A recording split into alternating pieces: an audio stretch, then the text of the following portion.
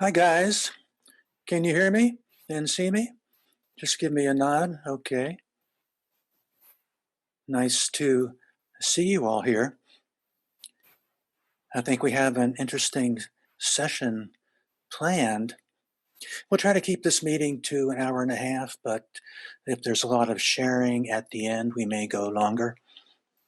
I'm going to try to hold these meetings on the first Sunday of each month from now on. I'm hoping this can be a resource for you and inspire you to perhaps step up, work on yourself, and maybe even invite some other people to join us. You can check in here to get support from the group energy. As I mentioned in the email I sent out, the group energy can be really significant to give you a boost to move through any stuck points that you might be experiencing. And you can get some feedback from me. Working on yourself is a lifelong pursuit, as I think most of you probably realize, and the key is to make it a regular part of your routine. Regarding the technical side of things, I'd like to suggest you go full screen. That's the button on the upper right of your Zoom window. Stay muted unless you're speaking. I think everybody's muted right now. And stay visible so we can see each other in gallery view and develop a community kind of experience. I'd like to start with a short group induction and also introduce you to the world of crystals. Now, you may not be familiar with crystals, but I got into working with crystals back in the 70s, and they're really pretty amazing. You can put a crystal over a chakra point, for example, and feel it stimulating your chakra. In fact, I used to use this is a amethyst crystal. I used to put it on a mic stand and hold it right in front of my third eye. And I can actually feel it right now. And do that for a 40-minute meditation. And it was really, really effective. So we're going to work with a crystal, and that's this crystal right here. This is a pretty big crystal. You can see from my hand, and it has the ability to collect energy and amplify energy and then send it out to the group. So what I'd like you to do now is just focus on the crystal and start shifting into an altered state as you do that. And maybe you want to try to refrain from blinking your eyes. That can sometimes shift you over. Go to a gentle, even breath. Feel yourself dropping out of the mind into the body. Now, as you inhale, visualize the light energy coming from above, entering the crystal, and then building up on the exhale.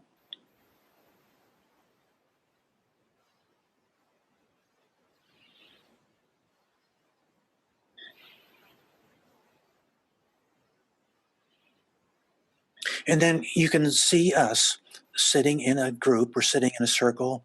It's nighttime. There's a fire in the middle. The crystal is above the fire. The crystal is the center of attention. The energy keeps coming into the crystal, but now it also bounces out to all of us.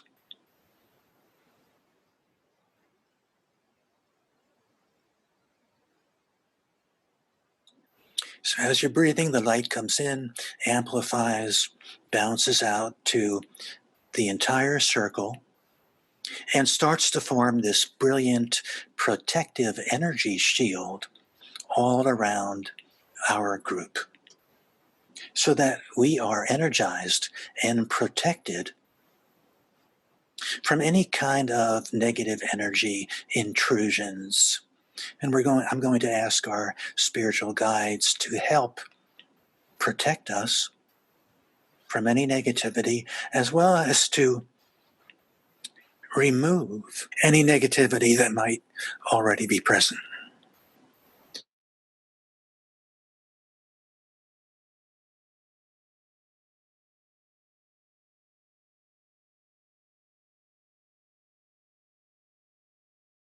Okay, so let's come back to normal mode. We're going to use the crystal again in a little while, but let's start with the material I wanted to cover in this session. Last meeting, I went through an overview of the steps or the conditions of the emotional clearing process. Today, I'd like to talk about the first step, awareness. Now, there's a lot to cover about awareness, and I'm probably not going to be able to do it all in 20 minutes. Awareness is an intellectual left brain function in contrast to most of the process which takes place on an altered state right brain level.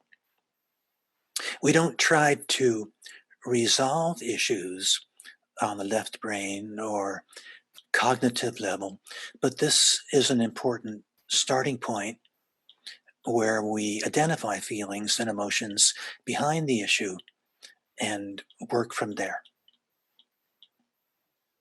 It's always important to remember that our work is based on the premise that feelings and emotions have become trapped in the subconscious and built up, resulting in the issues we're faced with, and most importantly, can even attract events and people to us who act in such a way as to reflect that trapped negativity.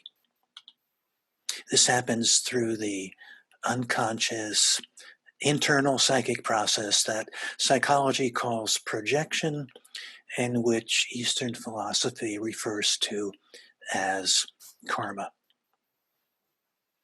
The ultimate purpose of this mechanism is to make us aware of those feelings in the subconscious so we can release them. Now, there are several types or levels of feelings, and that's what I'd like to look at now. The most important is what can be called the core feeling. The core feeling is at the bottom of any issue and has to be recognized and processed for ultimate success.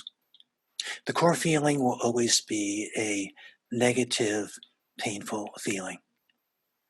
That's what's causing the distress you experience. And that's what we intend to resolve with the process. It's possible to have more than one core feeling.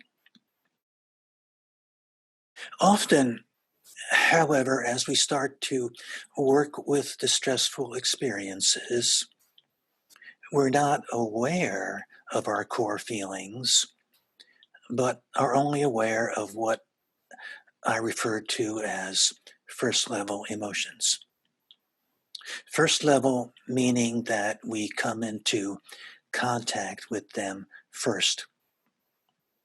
For example, we may become angry when something happens, but we're not particularly aware that we're angry because we feel as if we've been rejected or disrespected.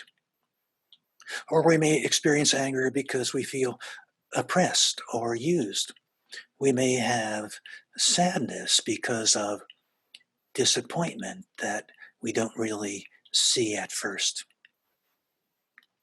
We may have depression because we don't recognize emotional neediness.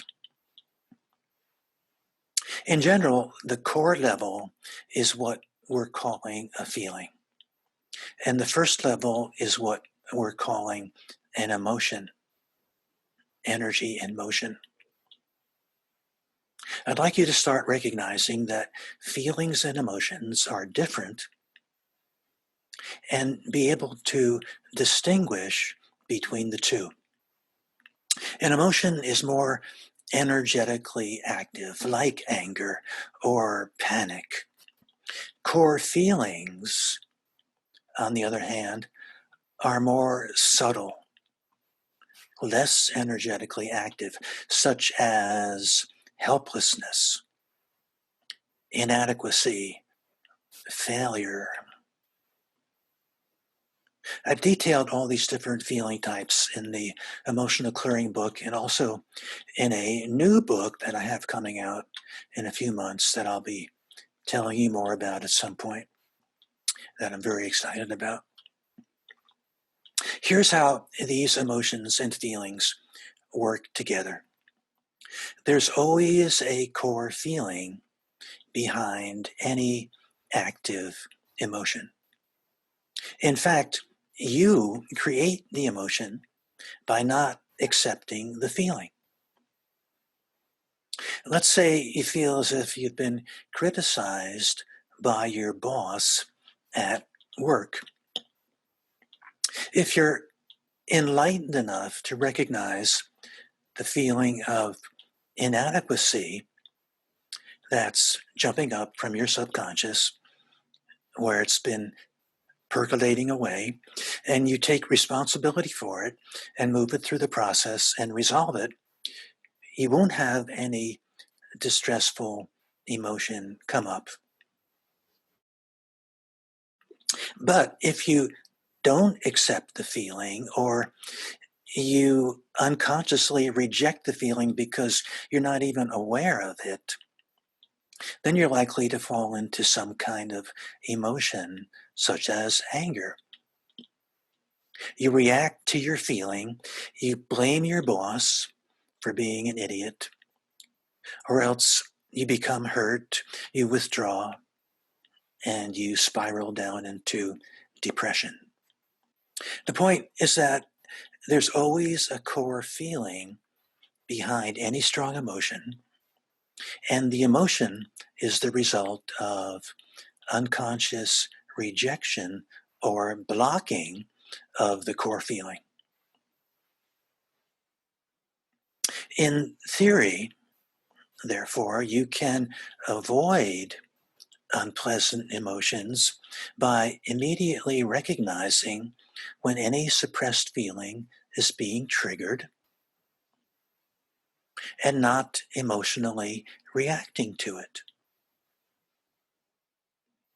But instead, take responsibility for it, drop blame, move it through the process. So with your boss, the core feeling of inadequacy comes up. You immediately recognize here's a projection in progress.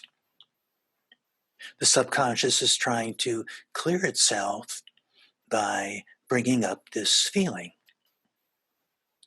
You're going to take responsibility for it and move it through the process. You avoid the unnecessary detour of lower consciousness states such as anger, depression, sadness, whatever first level emotion comes up for you.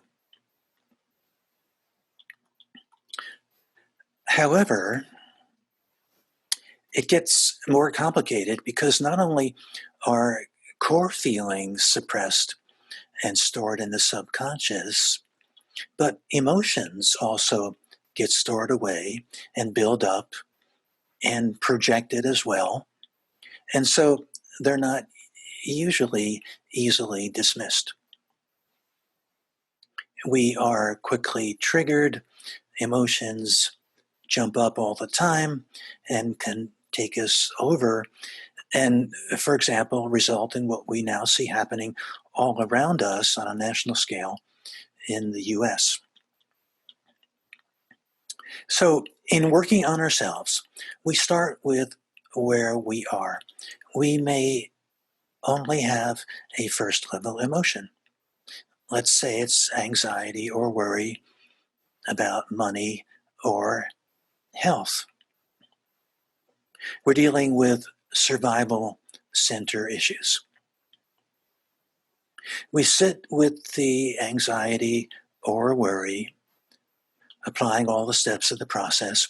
Both core feelings and first level emotions are handled the same way by applying unconditional acceptance and detached, witnessing presence to them, taking them through the steps of the process. Also important to note is that we may not have any emotions of any type to start with, but might only have a body sensation. Any kind of chronic body sensation will usually represent an inner emotional holding. It's perfectly okay to sit with the body feeling, taking it through the process. That becomes your focus point. At some point, it will reveal the emotional connections. Eventually, as we sit with our first level emotion of anxiety or worry or restlessness or a body sensation, we'll see the underlying core feeling. In the survival center, we'll be confronted with raw fear, as well as even more specific core feelings such as loss, lack, scarcity, poverty, sickness, and even death itself. But then there's another type of feeling that you need to be aware of, especially when you're working on your own. I call this the reactive emotional impulse. Let's say you've been hurt in a close romantic relationship. I ask you how you feel about that, and you say, I just want to kill that person. How do we handle this? It's true that you're describing a feeling, the feeling of vindictiveness and wanting to get even. And it's also true that we want to take feelings through the steps of the process. But this is a different kind of feeling, not really suited for the process. It may not do any harm if you take it through the steps, but with certain kinds of self-destructive feelings, for example, feelings of suicide or extreme violence or desperation, it would not be productive to spend time on these feelings. The key is to recognize that a reactive emotional impulse, such as vindictiveness or greed or feeling so overwhelmed that you just want to give up, it's not a suppressed feeling coming from the subconscious that needs to be processed. It's a reactive feeling, reacting to the original emotion, which is itself a reaction to the original core feeling. With a reactive emotional impulse, you want to do something to try to make things better. You're in the grip of the impulse, which easily turns into addictive behavior. You just need to put it aside and go to the more basic feelings and emotions behind it, working with those suppressed feelings and emotions behind the reactive impulse will enable you to put the reactiveness aside. The first level emotion, in this case, of being hurt in the relationship, might be anger mixed with sadness, mixed with hate. The core feeling might be abandonment.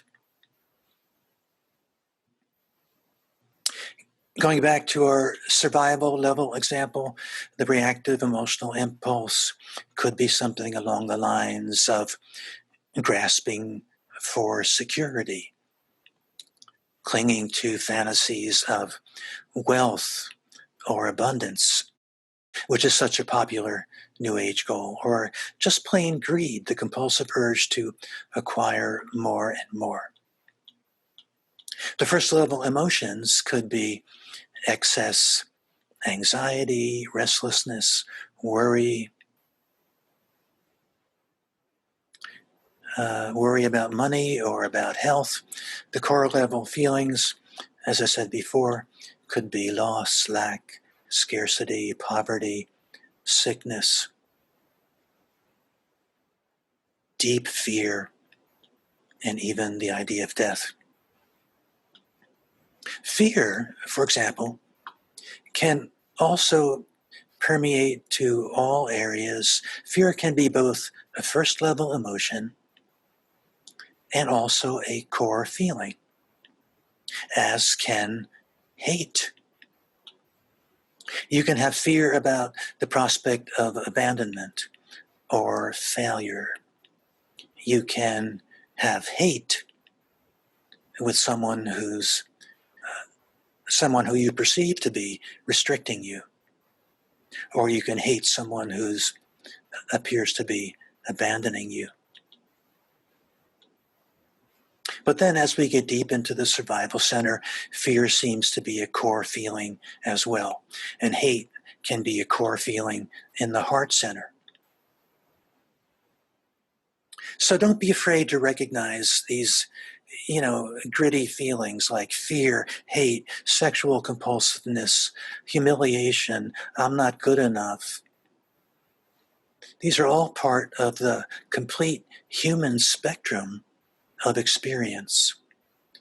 And I always say that I can relate and find all these feelings inside myself.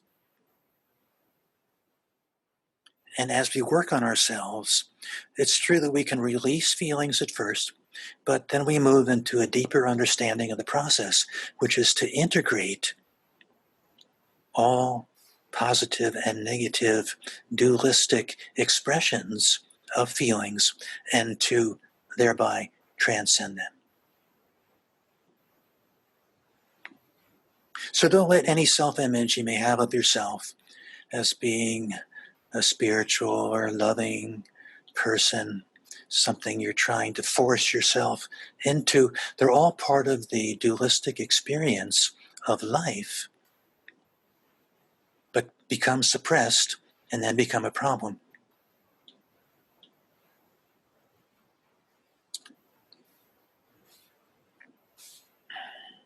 Okay, so the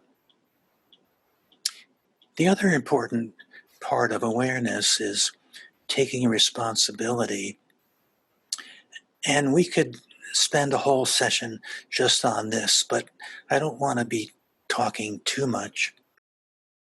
But from a pragmatic point of view, if you're deep into blame and victim consciousness, whether it's blaming another person or group of people or the economy or the political system, you're not going to be able to make any progress in working on yourself.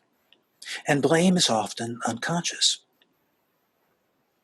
That's why all spiritual leaders emphasize forgiveness.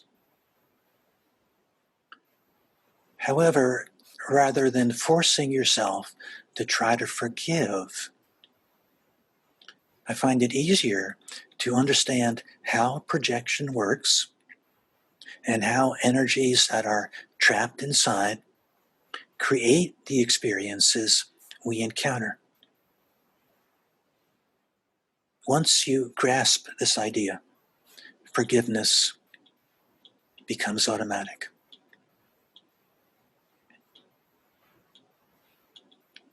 So, as I said, I hope that you're thinking as I've been talking, trying to formulate some issue, trying to identify first level, core level, reactive emotional impulses, sorting them all out. And then please don't hold back on sharing, because this is a huge opportunity you have. But just let me summarize. I feel like I probably would be giving you a disadvantage if I didn't just briefly go through all the feeling centers so you can start to recognize these feelings. So first level emotions can apply to, anywhere. Any emotion can attach almost to any core feeling in any of the centers of consciousness. There's a lot of flexibility there. First level emotions are along the lines of anger, anxiety, restlessness. Try to feel each of these as I say it. Tension, sadness, jealousy, panic, paranoia, resentment, depression, shame, guilt, regret, fear, hate.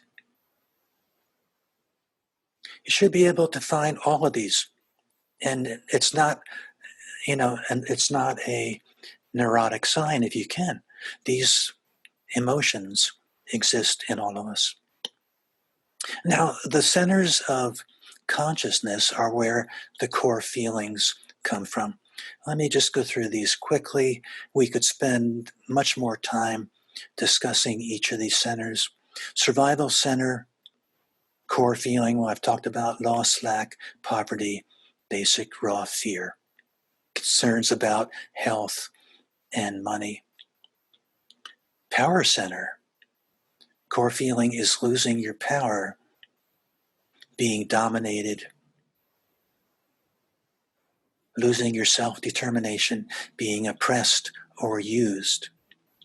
Sexual center, core feeling is chronic dissatisfaction, abnormal dissatisfaction, and sexual tension. Nurturing center, core feeling is a general sense of emotional neediness and emptiness, which can be traced back to inadequate mothering experience as a child. Significance center, core feeling is not being good enough, feeling inadequate, which can be traced back to inadequate fathering experience as a child. Heart center, core feeling can be abandonment, loss of love, heartbreak, and again, resentment or hatred. Throat center, core feeling is I can't be heard. I can't speak up. I feel blocked.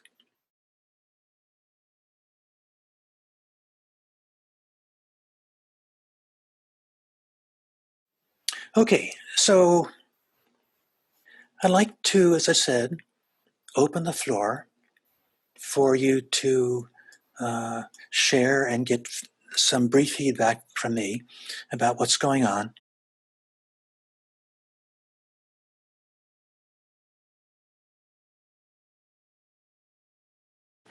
So those are two issues.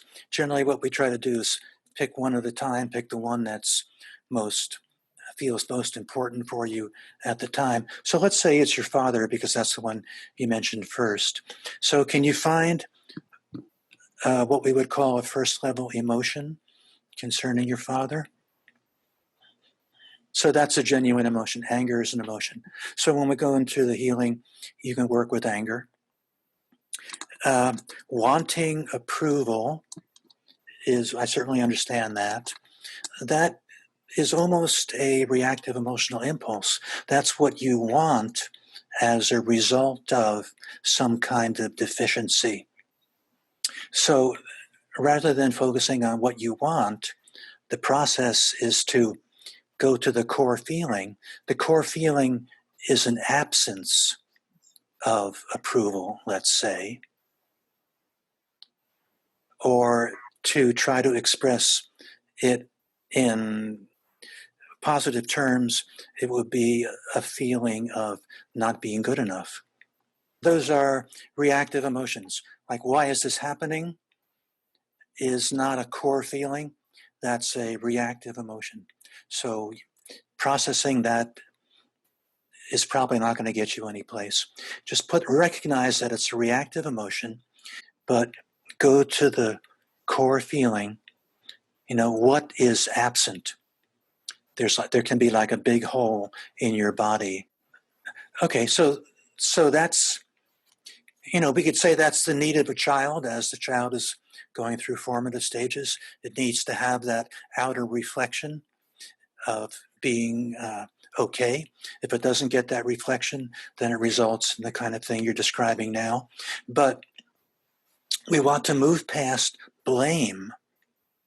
Be careful that we don't fall into blame. So, it'd be easy to say, well, I'm blaming my father for not being present for me as a child, and that's why I have this experience. But as I keep pointing out, we come into this life with our karma and subconscious already intact, and then we draw these experiences to us.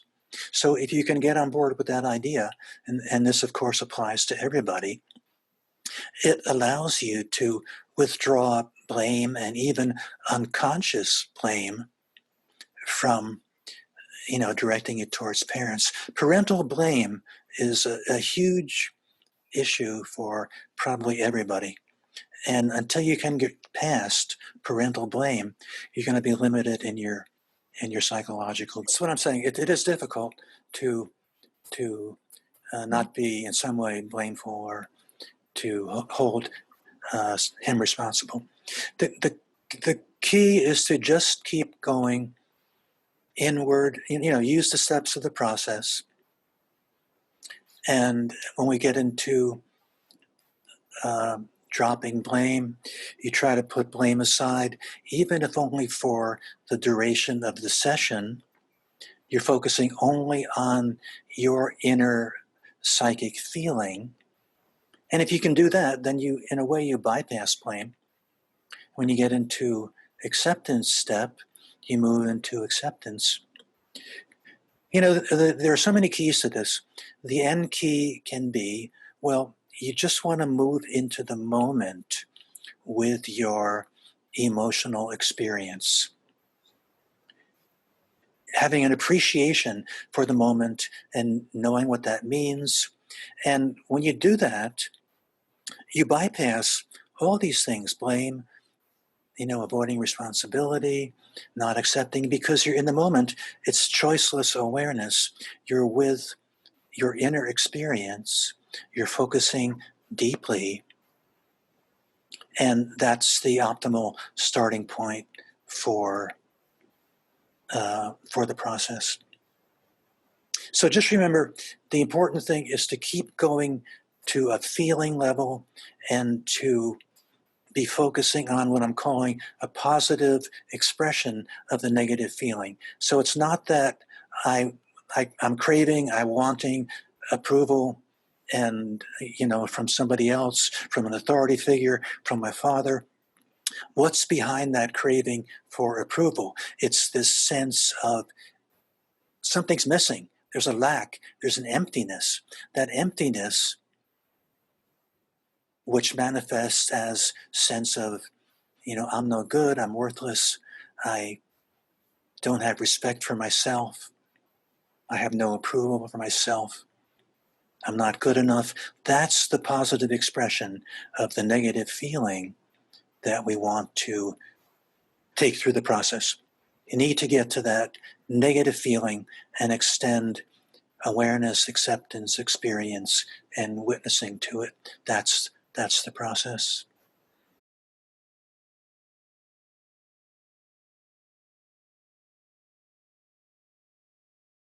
You're working with the emotion then.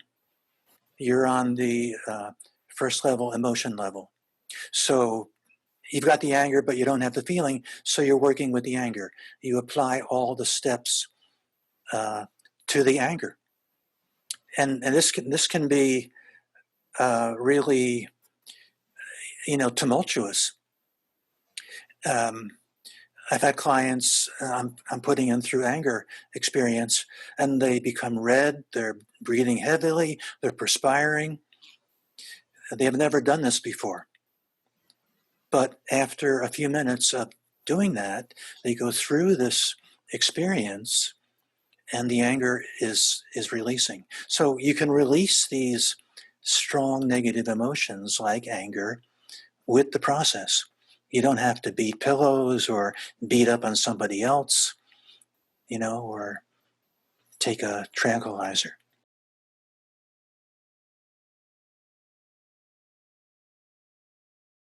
Yeah, you don't always know it. That's just part of the unraveling of the process.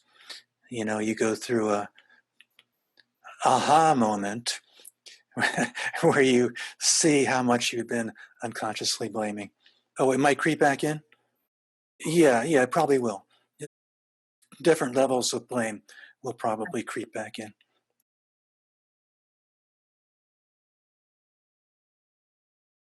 But you see how that's a projection of sorts, and the Yeah. and the failure's sense of inside. So that's the feeling you work with, this sense of failure detaching. We would assume body sensations like that would probably be related to, you're talking about solar plexus chakra issues, so that's in the same area.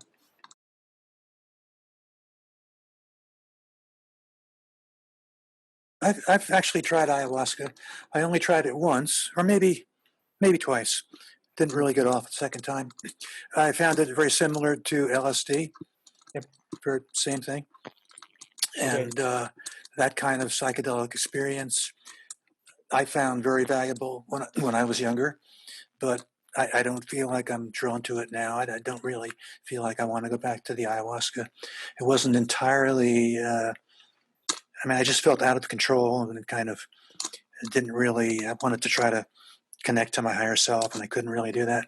But I think it's generally good if you are moderate with it and approach it as a sacrament, and not as a joy ride. You want to approach it seriously. And if you're doing it moderately, I think it's probably good.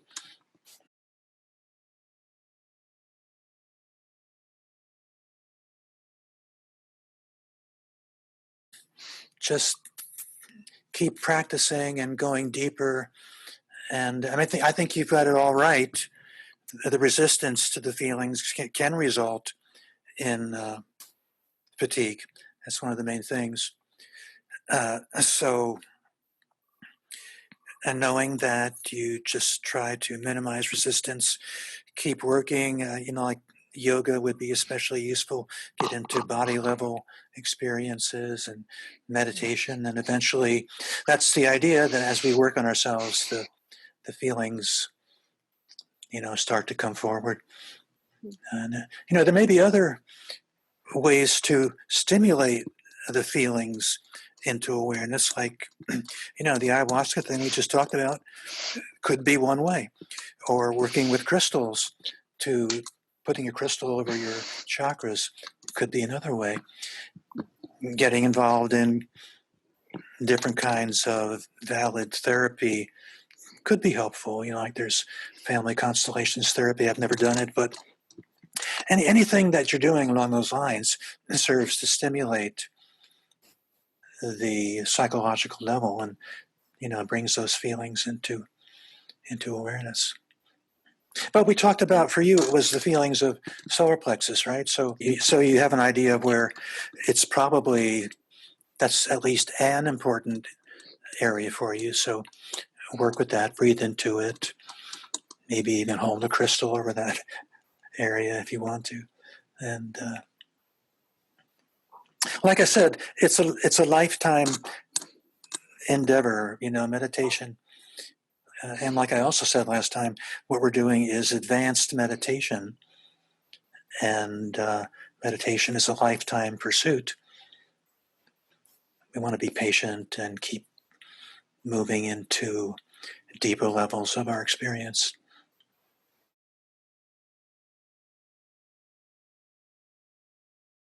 I just wanted to give also a response to your work with the crystal that was very powerful. It Great. really worked so good for me, so powerful. So great, thanks. It's good to hear. Yeah, it was my issue was an event today.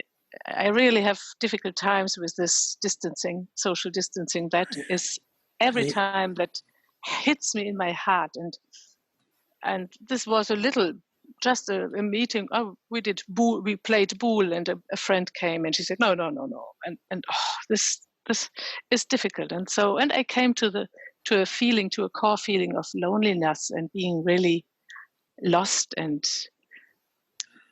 that was deep. I really got very deep, and then in the second wave, I would say, I looked up and I saw the crystal as a powerful, information for myself, and the light came in. I don't know what you did, but I think it was really it was so bright, and that helped me to get love in my body and in my heart, and to also as an anchor to really feel this crystal in my life, also in my inner eye, as an anchor for being loved, not alone, and getting energy from